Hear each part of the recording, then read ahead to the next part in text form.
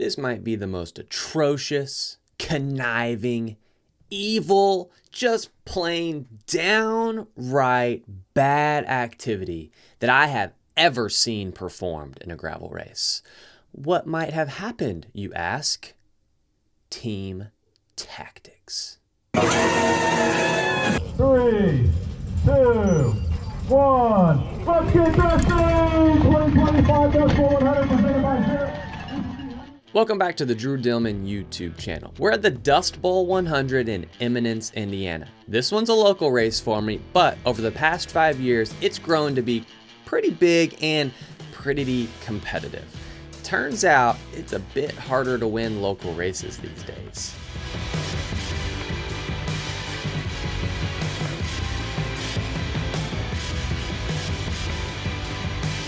The course is pretty mellow, no crazy amount of climbing and no crazy off-road sectors, but the one thing that it's most widely known for is the absurd amount of turns that occur during the race. I think it's something like 160 turns over the course of 100 miles.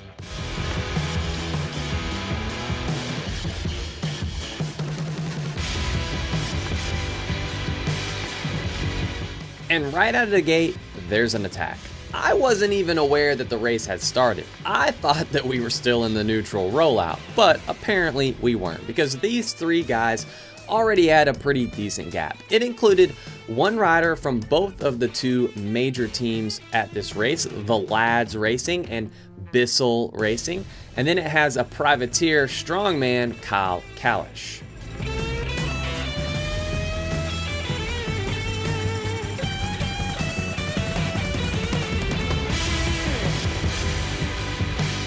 They quickly get a gap, and I can already tell that team tactics are gonna be an issue for me in today's race. I should have been a little bit more aware of this when I rolled up to the start line and 7 strong dudes were all wearing the same jersey. Of course they're gonna use team tactics. How else would they beat me?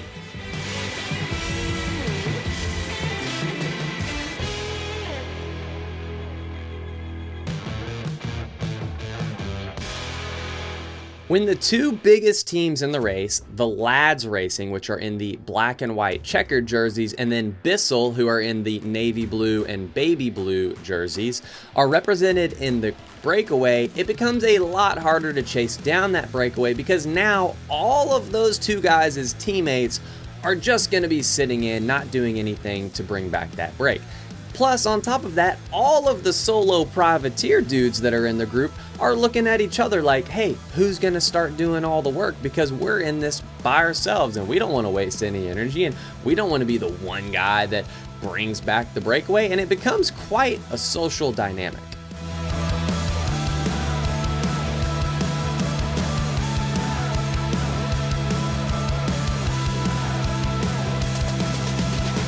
Having won the event the year before, I'm sure a lot of the other riders were looking to me to lead the charge when it comes to bringing back these breakaways, but I've never been a big fan of just welding things back together and just sitting on the front chasing things down.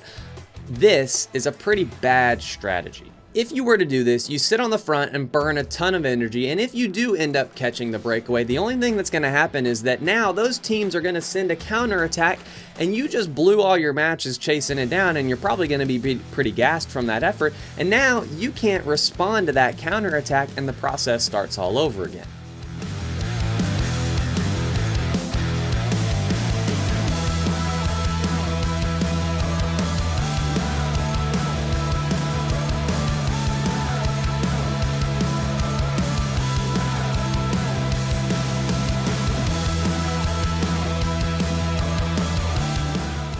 A much better strategy is to try to bridge across to that breakaway as quick as possible with 1 or 2 riders with you. The big hiccup with this strategy is when you are very marked, like I was at this race, the other teammates of those teammates up the road are not going to let you just bridge across. They're going to mark you and they're going to sit on your wheel, and then when you flick them through, they're not going to do anything because their teammates are up the road. So then I end up sitting up and we go back to the group and we're back to the drawing board.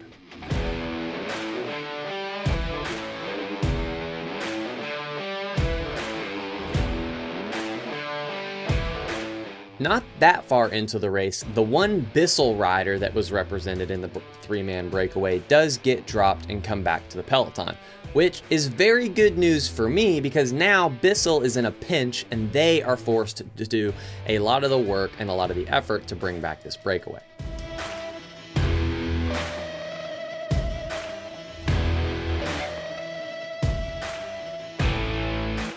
I also get word that the lads rider that's now in this two-man breakaway is none other than Mr. Farm Watts himself, who we've mentioned on our Bonk Bros podcast before because of his insane indoor trainer power numbers. It's something like he can hold 500 plus watts for like 20 minutes or an hour, whatever it is, it's insane. So we've talked about him on the podcast before, and knowing how strong he is on an indoor trainer, I start to get a little nervous about him being in the breakaway off the front of this race.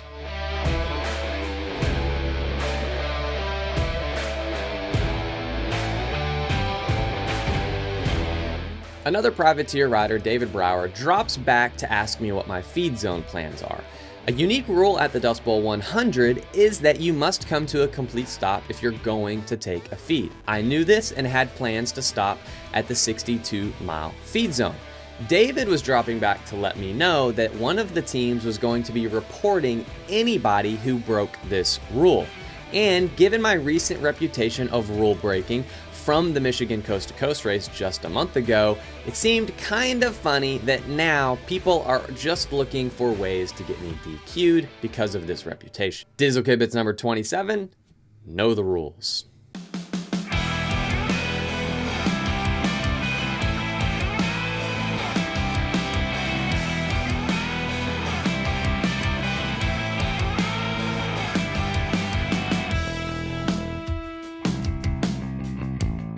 Eventually, I do get a little less nervous about this two-man breakaway after I look at our average speed.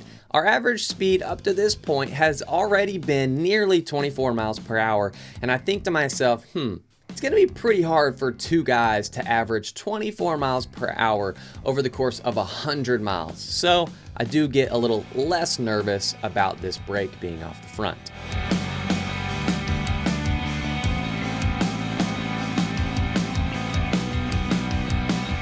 As we approach the midway point, I'm very aware of the most critical part of this race, where you hit a gnarly downhill, a covered bridge, and the biggest climb on course back to back to back. And in years past, I've always been in good position, but it always seems that no matter what position I am, there's chaos. Last year I went into this downhill in 4th place, and the guys in 2nd and 3rd still managed to ride off the road, and the guy in 1st place had a little bit of a gap. So this year, having known this history on this downhill, I'm not leaving anything up to risk or chance, and I am going to descend in 1st place. So I moved to the front, and I am 1st on this downhill, across the bridge, and up the following climb. Dizzle Kibitz number 25, the front is the safest place to be.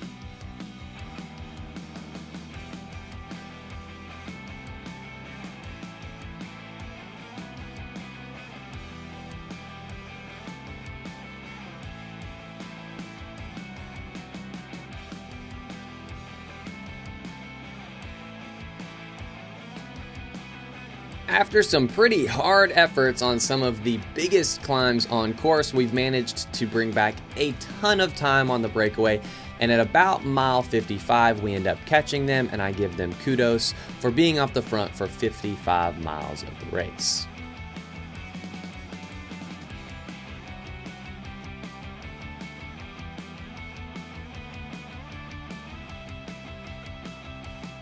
We interrupt this broadcast to bring you an important word from one of our partners, Ignition Coach Co.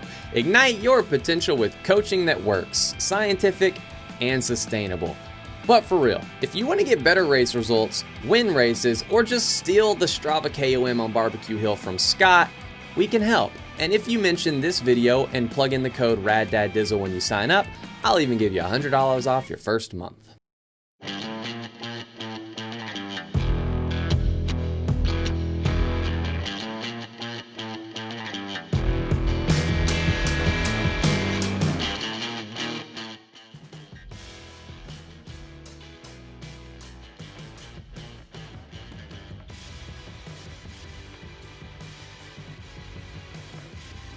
The group's riding pretty chill, and I think at this point there's only one lads rider off the front, Robert, who had already told me that he was feeling pretty smoked before he was off the front, so it's a non-threat, and that gives us a little bit of a chance to rest and recover and roll through a couple of these aid zones pretty smoothly while people take on their feeds.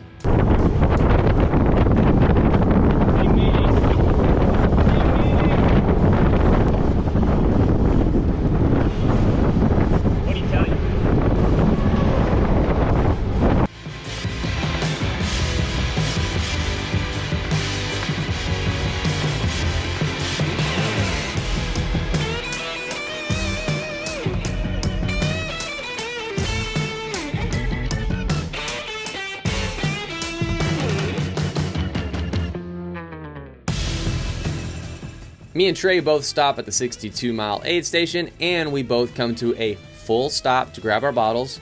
No rules are broken. Video footage.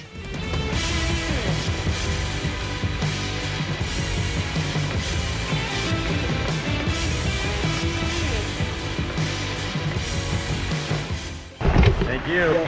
Crushed it. Oh, she touched my butt.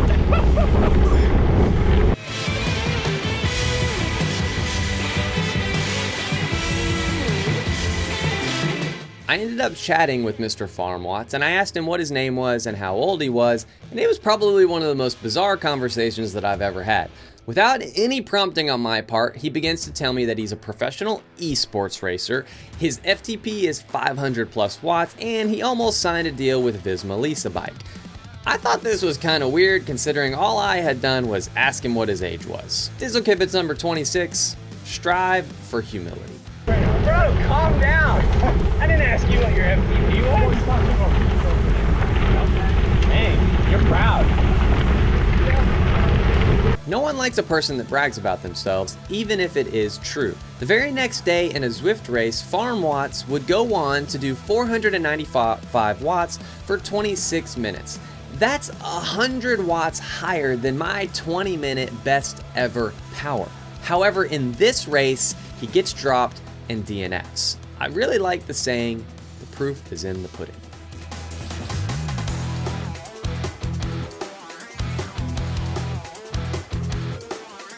The group has dwindled down to about 10 guys total.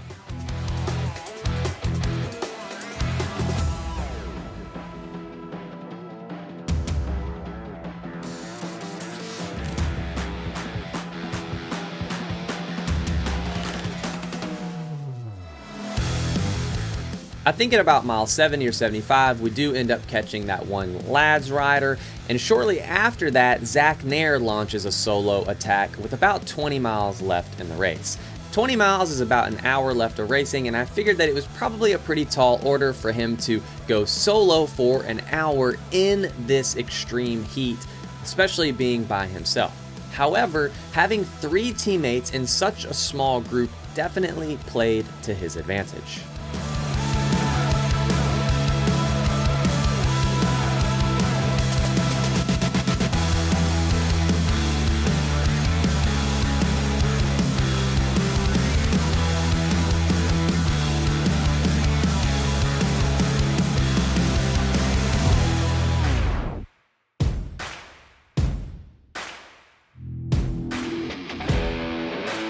All it takes is a few minutes of the guys in the group looking at each other for a strong guy like Zach to get a pretty good gap, and what could have been a quick react to his attack and don't let him get a gap at all has now turned into, oh snap, he's got a big gap and we've got to put in a bunch of energy so that we can catch him before the finish.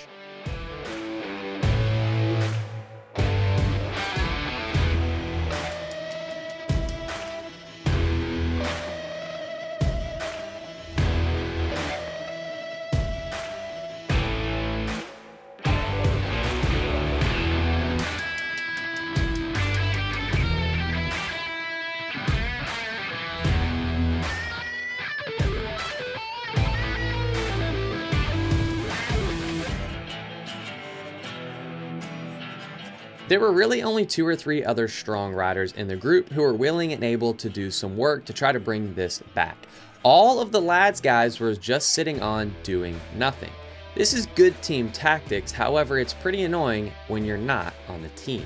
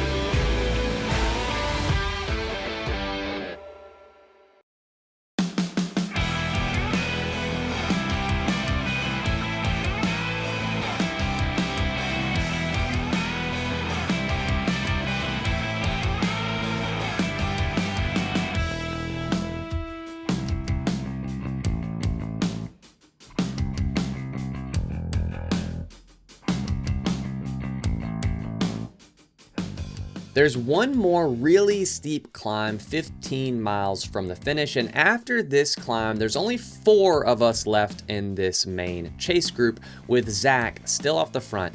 And the good news is there's only one lads rider remaining, Derek, in this group. I do have to give a pretty good shout out to Kyle Kalish for how strong he raced even after being in the break for 55 miles.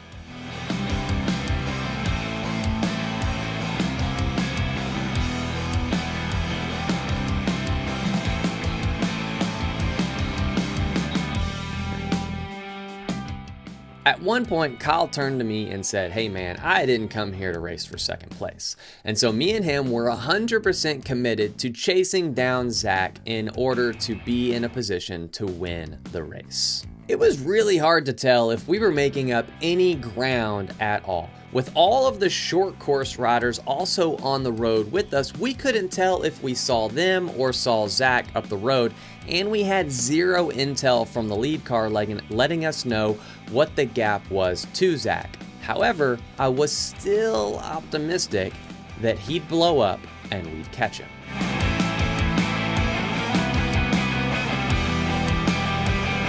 However, as the miles ticked off, I started to get a bit more nervous because we still had no eyes on Zach up the road and we were getting pretty darn close to the finish. So I started to ramp up the intensities of the pulls when I was on the front in order to try to make this catch. I wasn't conserving anything to try and race for second place.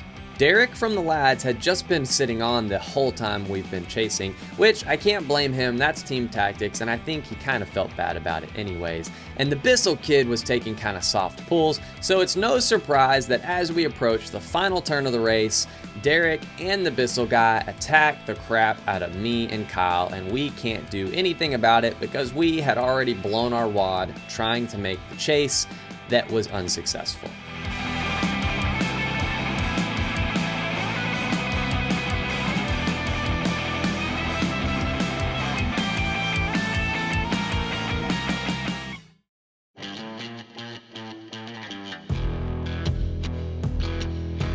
Zach ends up staying away for a solo win and an impressive victory in like his 3rd gravel race ever. Kudos to him. And I roll in for a 5th place finish. Not exactly what I came here to do, but always a good learning experience.